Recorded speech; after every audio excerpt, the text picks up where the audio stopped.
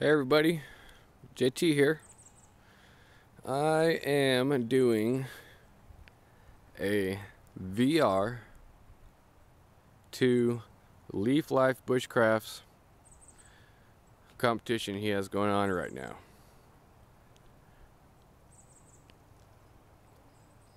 He would like us to show him our favorite tree. Well, I got a couple trees here. I have 3 favorite trees on my property.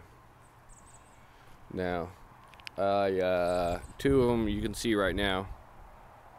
Actually, yeah, 2 of them you can see right now.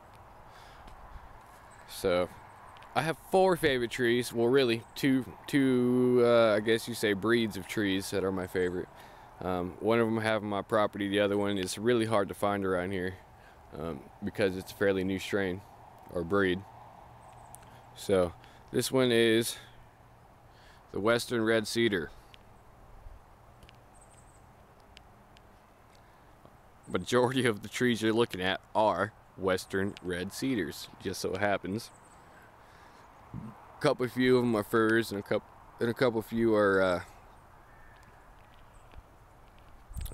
alders.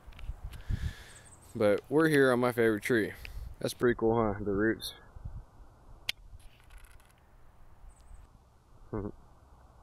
Squirrels are kind of getting to the bottom of that, but this tree right here in front of you, dead center of the screen, we'll call this number 2.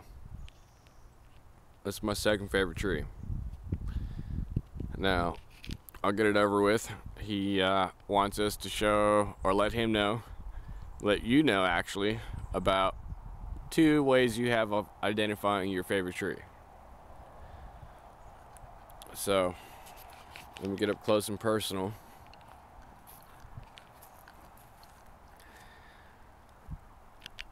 One of my ways of identifying a cedar, aside from the obvious, from smell. I used to be a woodworker, so I mean, when cedar comes across the table, it's got a red tinge to it, and it smells really good. It's kind of hard to explain. Majority of you have smelled cedar, so you would know what I'm talking about. If you haven't, you should get a hold of some cedar shavings and give them a whiff. They have a very distinct smell to them. But so you can see the trunk, how the bark looks on this. Kind of elongated, looks almost stringy, kind of, a little bit. That's one way I have of identifying a cedar. Let me take you to another tree. This is not a cedar. I think this is, let me look up. I think it might be a fir, I'm not sure. Not sure. But I'm pretty sure this is not a cedar. Look at this bad boy. See the roots of it. This is a cedar. Reddish tinge to it. The bark will always have a reddish hint to it.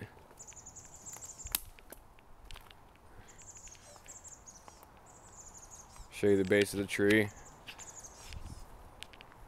Back up a little bit.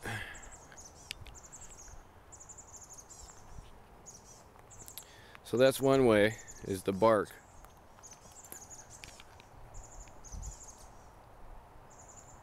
That's what the bark of a cedar looks like.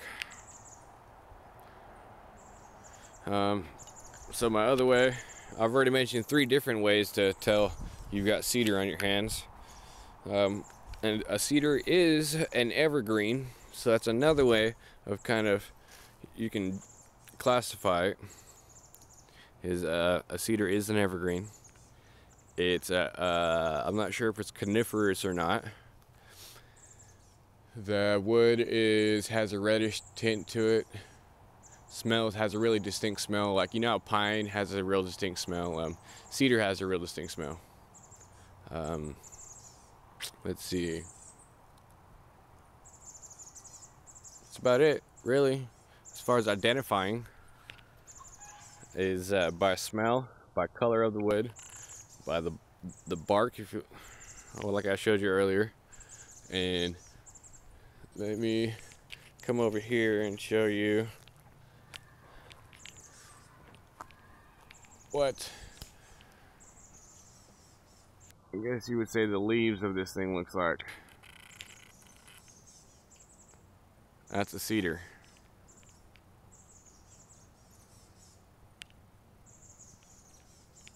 They're really good at growing in like curvy formations, their branches, because they get kind of heavy with all the water on it, and they end up growing in curves because they always hang down.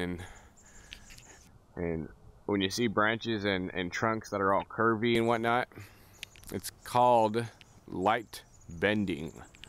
It's because of kind of self-explanatory, but if you don't know, light bending is what the plant and or tree is doing to reach the light, and you can tell from how it grows with the light bending.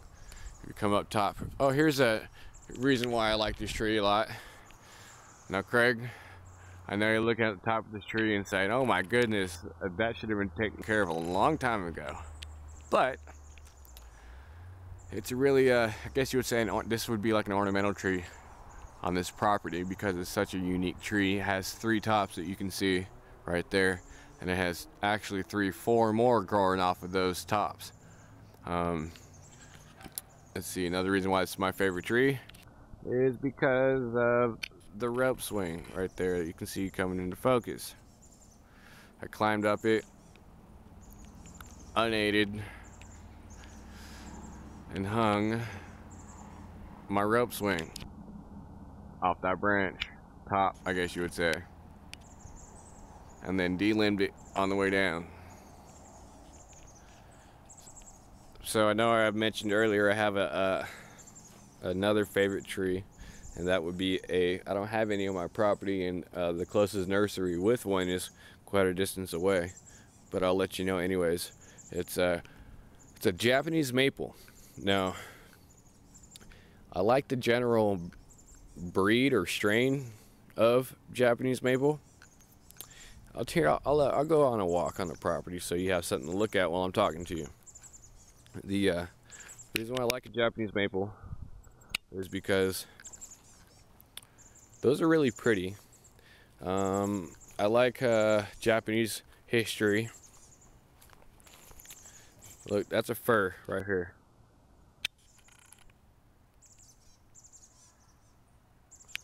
See how gnarly that bark is? Oh, and cedar bark and fir bark makes great coal, by the way. When you're making, if you can find some old or dry stuff, they coal up really good. So Japanese maple, the reason why I like them is because they've been cultivated. It's one of the longest known cultivated species of tree on the planet. We know that we've cultivated it a lot longer than we have any recorded history of us cultivating this tree. It's a beautiful tree. I know a lot of you have seen it. Think of a Canadian maple, but now this tree comes in so many colors and variations as a Japanese maple does that it's amazing. My favorite strain or breed of the Japanese maple is called, it's relatively new, it's out of the state of Oregon. It's called Purple Ghost. If it's grown under the proper conditions, it has translucent leaves, and it's like a really dark lavender, royal purple color. You look it up online. It's a beautiful. I mean, it's amazing, man. I've had one, but it died because it was in the wrong climate, and it was hard. But I'm gonna get another one. Japanese maple, purple ghost, my favorite trees. Here, I'm walking towards a young cedar. I'll show you what a young cedar looks like. I got a couple of them actually. Yeah, I think this is a better one. So Here is a Western Red Cedar.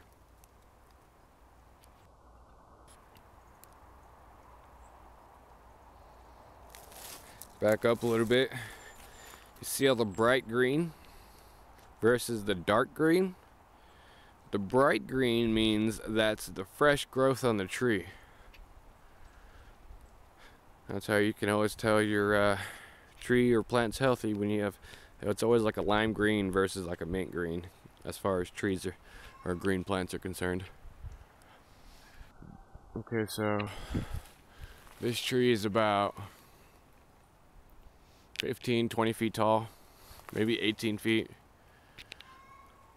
This is what a young cedar would look like. I know it's kind of hard to tell because of all the stuff in the background,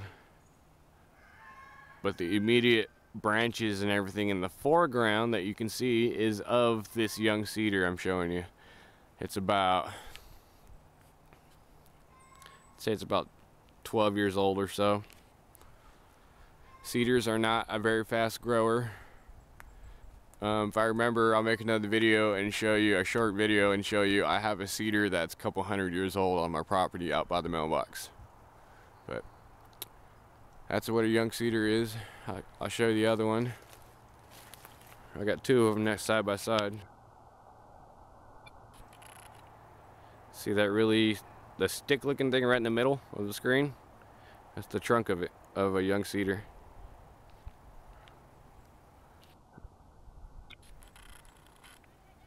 That's the top right there. Doesn't go very high up. And let's see if I can show you the one next to it. Look past the bushes. See that straight up and down stick? That's another very young cedar. It's probably only 3 or 4 years old. So, anyways, I'm already on like a 12-minute video. This is my VR to Leaf Life Bushcraft's competition he has going on right now. If you guys haven't seen him, go check him out. He has an immense amount of knowledge about trees. He likes his bushcraft. Let's see, I gave you the Western Red Cedar. I don't know if I told you earlier, but the Latin name for red cedar is Thuja Plicata. I believe that's how you pronounce it. It's Thuja Plicata. Anyways, you guys have a good day. It's almost 13 minutes long. JT signing out.